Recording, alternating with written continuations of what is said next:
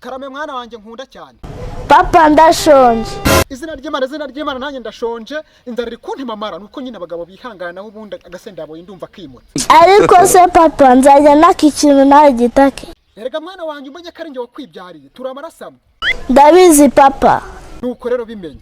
Uzajya ubona ibyo kurya nanjye mbe nayibonye. Nubura amafaranga nanjye mbe nayabuze. Nuyabona nanjye mbe nayabonye. Ubwo rero iyi si niko twayisanze, niko bigomba kugenda, n'ikintu tugomba guhindura. Ariko papa ntukambese. Mwana wanjye se ndakubeshya ngo nubake stade amahoro. Urayubaka se wari wayibona amaso ku maso. Papa siwanze no kunjyanayo. Mwana wanjye rero njyewe bwoba so nanjye sindajyeyo utanjyanyeyo. Guki? Nuko rero mwana wanjye nuko bigomba kugenda.